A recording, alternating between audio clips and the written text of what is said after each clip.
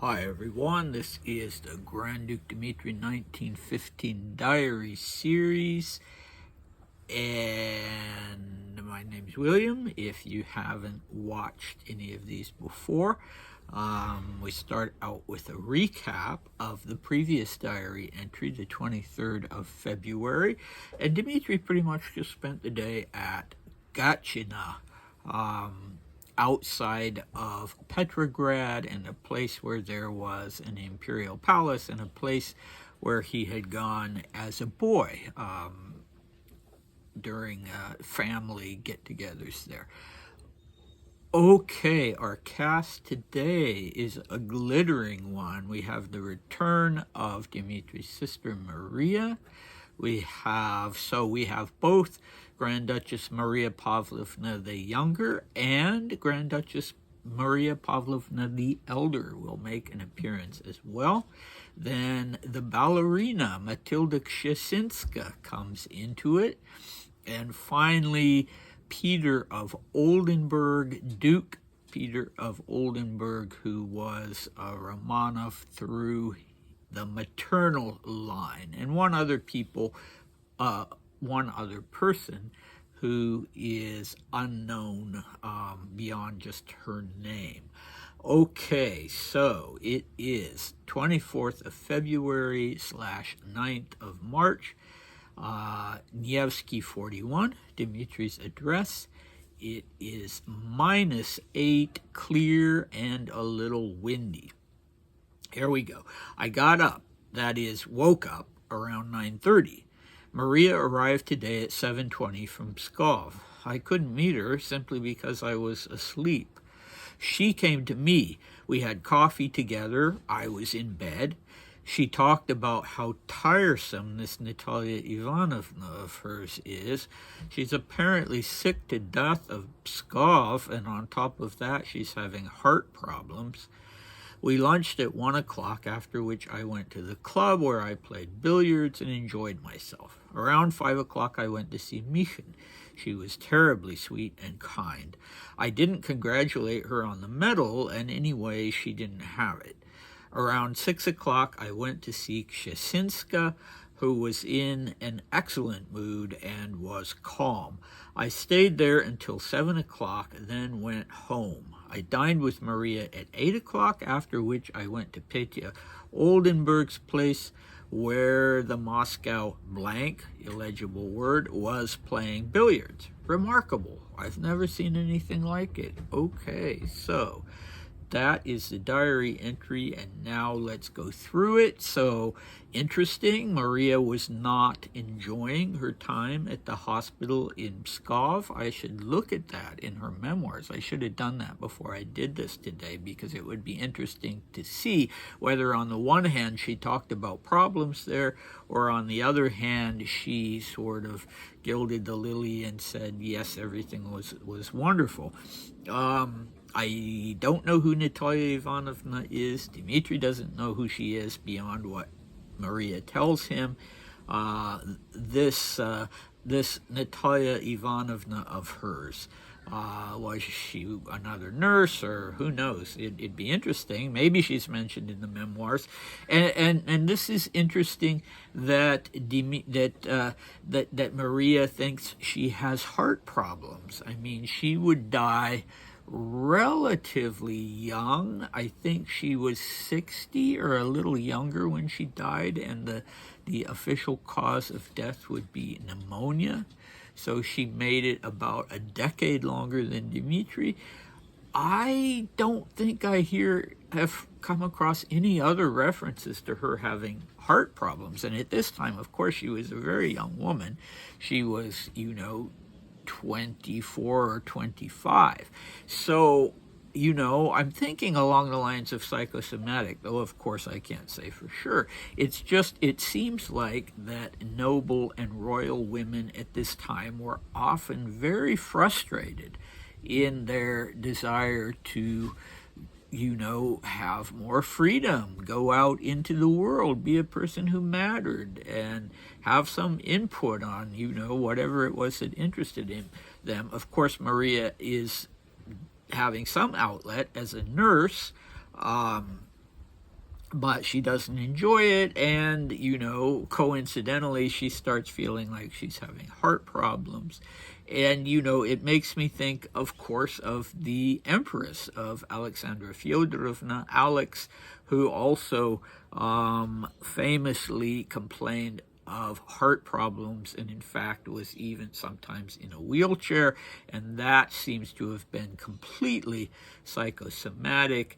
And then I also think of Lady Marling, Lucia or Lucia Marling, the time that Dmitri spent with the Marlings in both Tehran and London, and she was always taking to her bed for several weeks at a time. Sometimes she would not get out of bed, and because she needed this for her health. And, you know, I don't think specifically she complained of heart problems, but there was kind of this, you know, underlying neurosis that I think was probably attached pretty closely to just the sheer frustration of being, you know, considered kind of decorative. Things were changing. But anyway, that's my theory, and it's funny, isn't it, that along another line, that Maria spends so much time sitting next to or on Dmitri's bed because he just doesn't want to get up in the morning. Anyway, he will improve on that greatly after the revolution. All right, he goes to the club. What would it be? You know, what would a day be for Dmitri without the club? And these days, it's billiards that he's passionate about. It was previously more cards, but yeah, now it's billiards. He was betting. Doesn't sound like it was very high stakes. But this was, you know, he wasn't going to stay at home. And this was his comfort zone. Then he makes this interesting visit to Michen, probably for tea. He doesn't mention tea. He just says around 5 o'clock. And, you know, if you've been watching these, you know, for the past week or so, you know that there had been a fight between Michen and her daughter-in-law, Grand Duchess Victoria, called Ducky. And the whole thing was over this medal.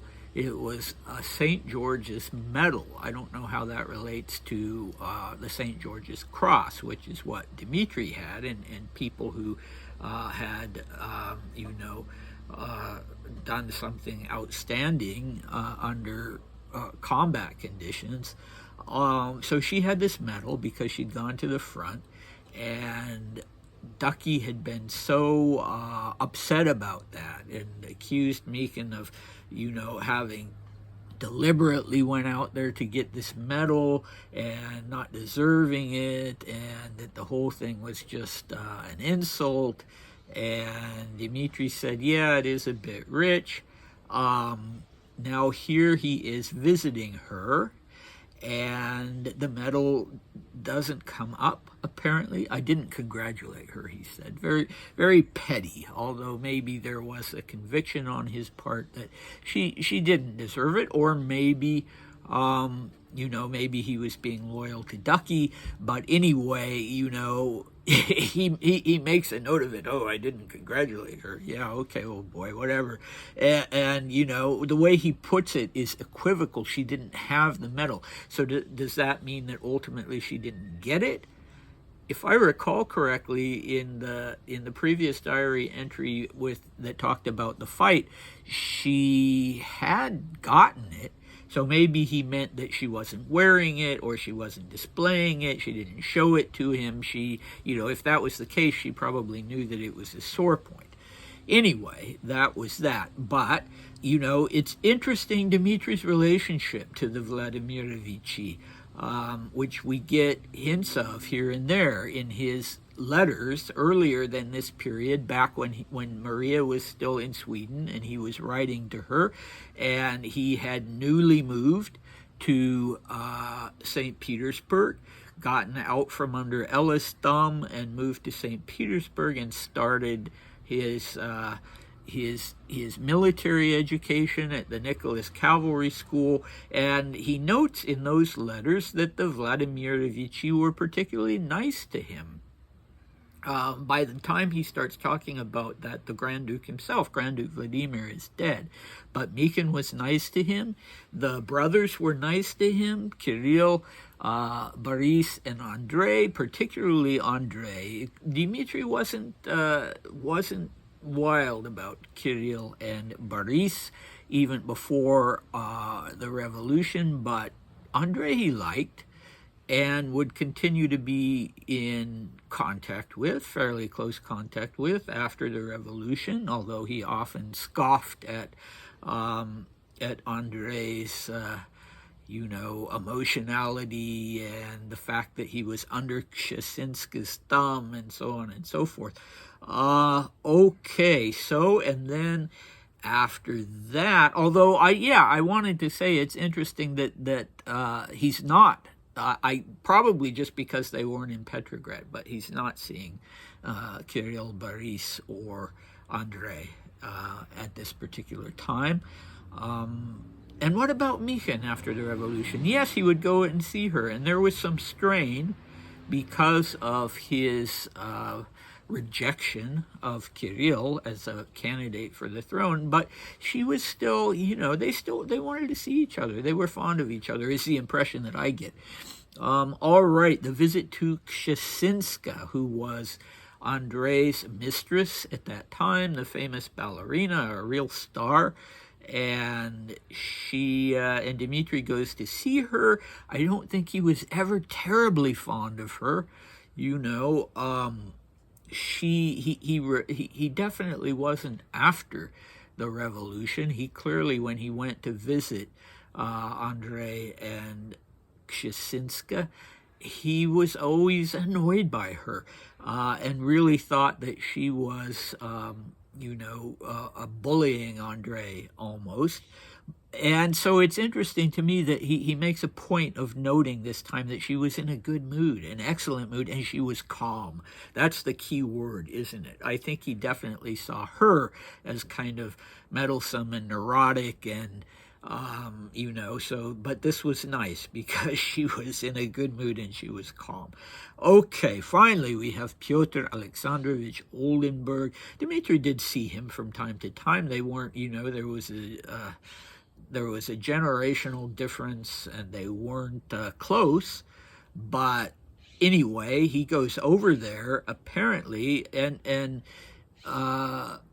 Petya, Pyotr Alexandrovich, was in his late 40s at that time. I'm not sure if he was still married.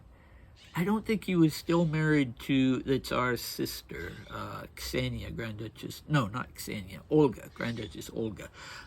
Anyway, irrelevant. Dmitri goes over there, apparently because there's some kind of billiards display or something going on, and billiards has been his passion lately, so he goes over there to see this.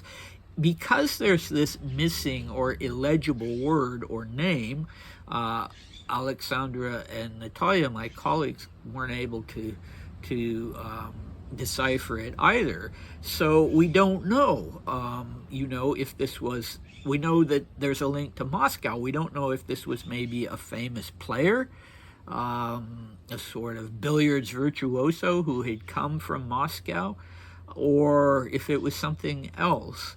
But anyway, Dmitri is very, very impressed. Remarkable. He says, I've never seen anything like it.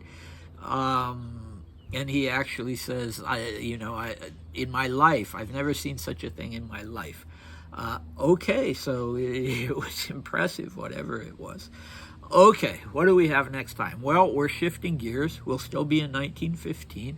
I mentioned in the video yesterday that we now have this, so typical for Dmitri. He'll be very, very faithful with his diary, and then there will be a lapse. So we have one of these lapses, and it's a long one. We've reached the end of February, and he will resume in March. In June. So we have, March, April, May. So basically 3 months before he's going to resume. So we'll catch up with him again in June. He will not have gone to the front yet, to headquarters, although that's coming soon. He'll still be in Petrograd, still be going to the yacht club, but the diary entries will be much shorter for whatever reason. And, you know, he's mainly going to be mentioning names of the people that he sees on that particular day. Some of them are a little longer and we get more detail. But, you know, what the first person he's going to mention is Felix Yusupov, the younger. So, you know, I'm thinking of doing maybe like 5 of those at a time. And, you know, I think they're well worth having a look at and watching because of, you know, the people that he mentions and the general idea we get of what his life is like then in June. So I hope to see you back for that. All right, bye.